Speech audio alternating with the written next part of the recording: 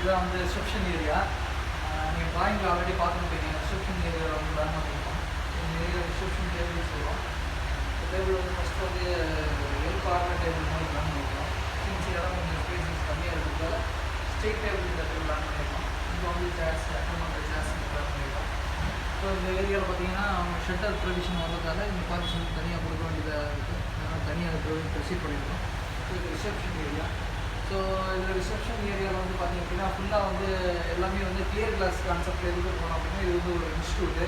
So அந்த இன்ஸ்டியூட்டில் வந்து பார்த்திங்கன்னா நல்ல விசிபிலிட்டி ட்ரான்ஸ்பரண்ட்டாக இருந்தால் தான் வந்து ஒரு என்கொயரி வந்து பிஸ்னஸாக கன்வெர்ட் ஆகும்.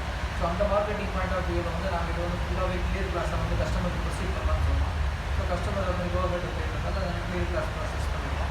சின்ஸ் வந்து இந்த இடம் பார்த்திங்க அப்படின்னா ரொம்ப சின்ன இடம். ஸோ அதனால் ஒரு ரிசப்ஷன் மாதிரி போய் கவர் பண்ணிட்டு அப்படின்னா உள்ளே இந்த ஸ்பேசிஸ் அந்த திங்ஸ் வந்து தெரியாது. ஸோ அது உள்ளே வந்தீங்கன்னா உங்களுக்கு தெரியும். உள்ளே பார்த்தீங்கன்னா சின்ன இடம் தான். இந்த சின்ன இடத்துலேயே வந்து ஒரு ரிசப்ஷன் ஏரியா மாதிரி பண்ணியிருக்கோம். என்ன இதை பண்ணுவோம் நல்லா ரிசப்ஷன் ஏரியா.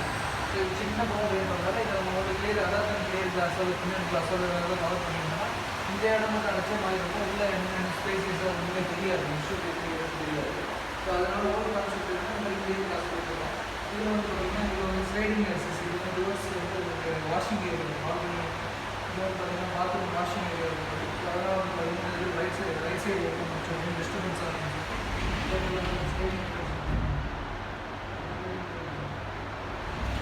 பார்த்திங்கன்னா இதில் வந்து லைட் பாயிண்ட்லாம் ப்ரொவைட் பண்ணிருக்கோம். அந்த லைட் பாயிண்ட் ஆக்சஸ்லாம் பார்த்திங்கன்னா சென்டர் இது வந்து பார்த்திங்கன்னா ஸ்டேஷன் உள்ளவங்களே வந்து இந்த பாத்வே லைட்லாம் வந்து அவங்க வந்து ப்ராசஸ் பண்ணி ஆஃப் பண்ணிக்கிற மாதிரி பாத்வே ப்ராசஸ் லைட் இது கூட்ட சின்னதாக ஃபேன் கொடுத்துருக்கோம். இது ரிசப்ஷன் ஏரியா.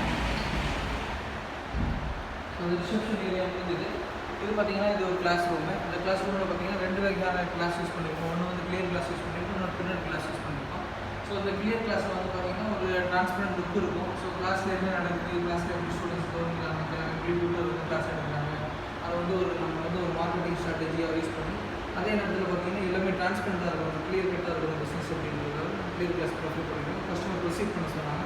ஸோ அந்த கிளியர் கிளாஸ் பண்ணியிருக்கோம். ஸோ இதில் பார்த்திங்க அப்படின்னா சைடில் வந்து ஒரு பின்னட் கிளாஸ் தான் ப்ரொவைட் பண்ணியிருக்கோம். என்ன காரணம் அப்படின்னு பார்த்திங்கன்னா இது வந்து ஒரு வாஷ்ரூம் ஏரியா. ஸோ வாஷ்ரூம் ஏரியாவுக்கு வந்து தனியாக டோர் ப்ரொவைட் பண்ணியிருக்கோம். ஸோ அதனால் வாஷ்ரூம் ஏரியா இருக்கிறதால இது வந்து ஃபுல்லாக சைடில் கவர் பண்ணிட்டு எந்த விதமான டோர் ஸ்டூடெண்ட்ஸ் வந்து இந்த இன்ட்ராக்ஷன்ஸ் வரக்கூடாது. சைடு எல்லாமே வந்து பின்னட் கிளாஸ் ப்ரொவைட் பண்ணியிருக்கோம். ஸோ இதுதான் washing area, washroom area. So இது ஒரு வாஷ்ரூம் ஏரியா. இது வந்து hand wash area. Hand wash இருக்குது. இது வந்து ஒரு வாஷிங் ஏரியா. ஹேண்ட் வாஷ்லேருந்து ஃபஸ்ட்டு வந்து நம்ம முதல்ல பிளான் பண்ணும்போது இதோட பிளான் பண்ணியிருக்கோம்.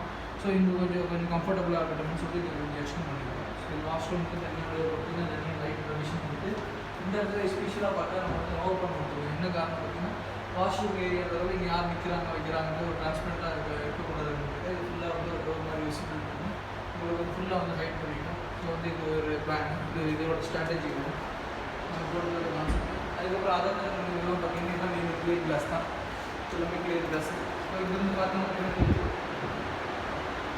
ஸோ இதுதான் வந்து இந்த கிளாஸ் ரூம் ஏரியா. இந்த கிளாஸ் ரூம் ஏரியாவில் பார்த்தீங்கன்னா வாஷ்ரூம் ஏரியா. ஸோ அதனால் இந்த ப்ரொவைட் பண்ணியிருக்கோம். ஸோ எந்த விதமான இந்த ஸ்டூடெண்ட்ஸ் வந்து கிளாஸ் கவர்னிங் போது இதோட டிஸ்ட்ராக்ஷன் இருக்குது வராது. இதோட மெயின் ஐடியா டிஸ்ட்ராக்ஷன் எதுவுமே கிடையாது. ஸ்டூடெண்ட்ஸ் டிஸ்ட்ராக்ஷன் வந்து சைடு எதுவும் வராது. ஸோ இதான் ஒரு கான்செப்ட். அதேமாதிரி கிளாஸ் இருக்கிற டீச்சர் வந்து டேரெக்டாக பார்க்கலாம்.